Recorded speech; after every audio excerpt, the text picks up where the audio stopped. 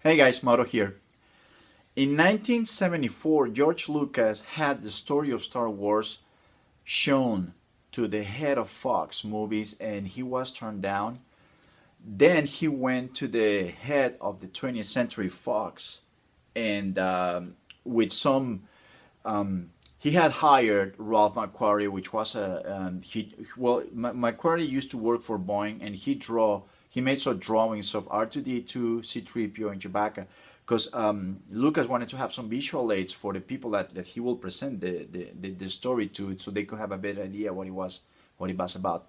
So the head of 20th Century Fox, this was back in 1974. He saw the drawings and he read his story and said, well, I really don't know what this thing is. It's kind of weird, and they kind of looked at it like they looked at the story of Star Wars like it's a story for kids, and it was kind of weak story.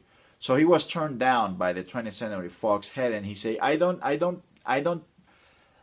believe in investing in your story, but I believe in investing in you because Lucas, the previous year, 1973, he came out with with a movie. I think it's called something graffiti. I can't remember the name, but he already had a movie come out and it was pretty good. So they say, I'm gonna give you $50,000 to invest in you, and then we'll see what happens in the future. So he went ahead and he kept writing the story. He wanted to create like a better written screenplay of a Star Wars.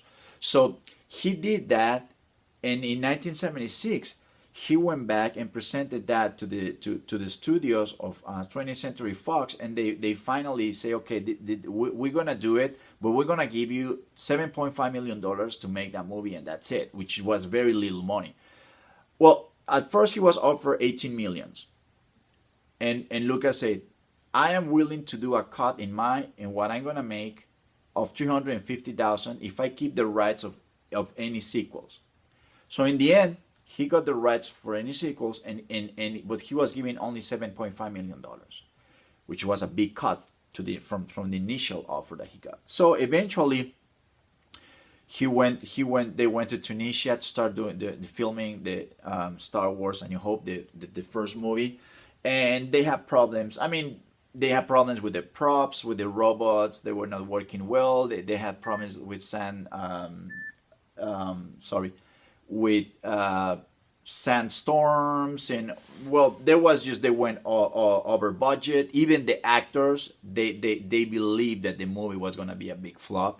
One thing that I didn't know is that in the original screenplay of Star Wars, Han Solo was supposed to be a green large creature. So, but anyways, he went ahead and had to battle a lot of things, had a lot of obstacles and adversities, and well, the rest is history. We know what Star Wars is. I mean, it's no doubt the most seen movies ever, and the most popular. So one thing that I want it was fascinating for me to read the story, the biography of George Lucas, especially how he made the first movie, because of all the things. If you have the time to do it, there are plenty of videos on YouTube. Check it out, because this is a guy that he had a vision. He had Star Wars in his head.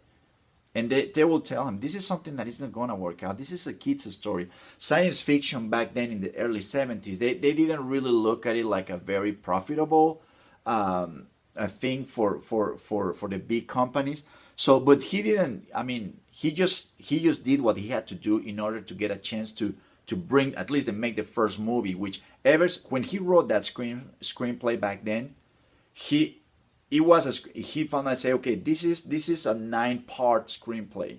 I only want to do the first one. That's why he asked for the sequel. He said, if it happens to go well, I want to have the rights for the next movies. So he just believed in his vision and he stuck to it. And like many other stories in Hollywood, this is someone that started with a purpose and has something in their mind, and they say, okay, you just gotta do whatever you have to do. You just gotta knock on whatever doors you need to in order to find a chance, and it's, in the end, to me, the story of how Star Wars was created, it's a story of grit. It's a story of believing in the purpose and being tough, especially being tough against a rejection, and coming back to create a great story. And that's the one thing I want to talk about today, guys.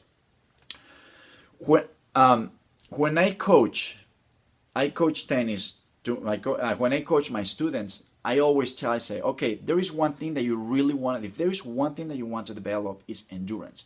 And endurance, you only develop it doing when you do something consistently. There is no such thing as, okay, I do this thing 4 or 5 times, and you can probably do it well, but the next time you're not gonna do it well, so you're not gonna be consistent. The only way you're gonna be consistent doing something well done over and over and over is doing consistently, and that's how you build endurance. There is no other way. Repetition is what you need to do. Whatever you want to do it well.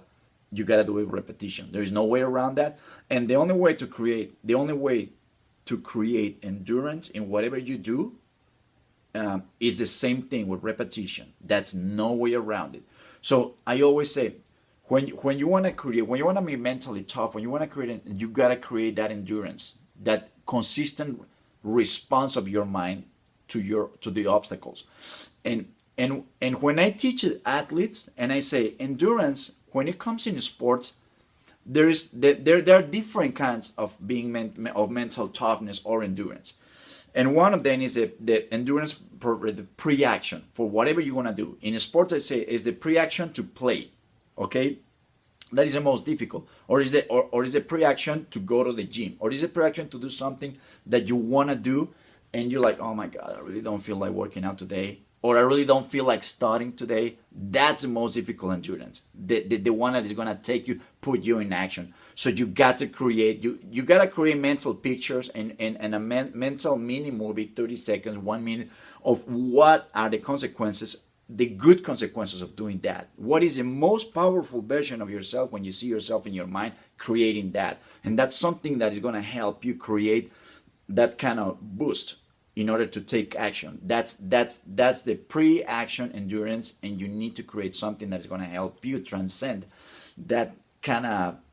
That's where you create that procrastination. Okay, so mentally you gotta work on that. You gotta be able to see something what you want. Who are you going to become? Who you are, but you gotta see it present. It's very important. It's gotta be very intense in your thoughts.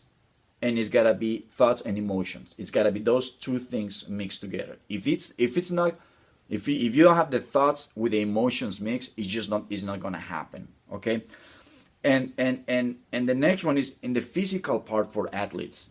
I say, okay, the physical part to create endurance in the physical aspect is the preparation response. Preparation response is pretty much what it is. The preparation is the training. When you're gonna do something and you gotta do. If there is something at school or at work that you gotta be good at, you gotta become good. Well, it's just preparing yourself and training and doing over and over and over. And there are two things that you really want to pay attention. It's not just a matter of preparing yourself, but there are two things that you want to pay attention. This is when an athlete focus on training, I always say you got to focus on long-term sustainability and long-term accurate intensity. Accurate intensity is no effort measure. It's well done. Okay, let's go for sustainability and accurate intensity. The sustainability means that you can do whatever you want to do. You can do it for a long time with no fluctuations. You can keep it up. You can do it for a long time. If you're gonna have a project where you're gonna have to be working on something for 6 hours or for 4 hours, you can go those 6 hours. For an athlete, it's a match or it's a game. It's something that they have it. Okay, if you're gonna go for 4 hours or it's gonna be 1 hour or 2 or 3 hours, you gotta keep it. If you're gonna do a project at school, you got to be able to say, you know what, I'm probably gonna start at 10 o'clock at night and I'm gonna go to bed probably till 2 or 3 o'clock in the morning. Okay, well, you got to be able to be physically in the right place. If you're not well fed, if you haven't slept well, if you're still tired, or if you don't take care of yourself, you're gonna have problem physically responding to that demand. And the second one is once you're responding to that demand, the accurate intensity, meaning you gotta do it well. The project you start and you start working on it and you gotta do it well. You don't want to start really nice and eventually you're getting tired and you just finish it all rushing because and not very well done because you just want to go to bed. You got to pay attention to that. You got to pay attention to be able to go the long term with your body responding the right way. And you got to be able to keep the intensity, to keep the quality of the project from the beginning all the way till the end. And that means that when you're practicing, when you're training, when you're studying, whatever you're doing, you cannot be measuring your effort. That's what's gonna kill you. You cannot measure your effort. Oh, I need guarantee that this is gonna work. Otherwise, I really don't want to do it. See, you're measuring your effort when you do stuff like that. You just gotta jump into it and just put everything out there, and that's what's gonna give you the sustainability of both the quality and your response, your body being able to do it. If you're physically well, your focus and your focus and your clear thinking, everything is gonna be in the right place. So you gotta pay attention to those things. And the next one is we go to the mental. The mental for an athlete, I say, for example, in the mental is accurate sustainability and intensity. It's the same thing. Mentally, accurate sustainability, you're gonna do it the right way, and you're gonna do it the long way. You're gonna do it the right way, well done, and you're gonna do it, and you can go long again. And that's and when it's for an athlete, it could be game plan. When it's for you, is you already plan what you're doing. You already know what you're gonna do at work or at school, so you want to pay attention to that. You want to stick to that.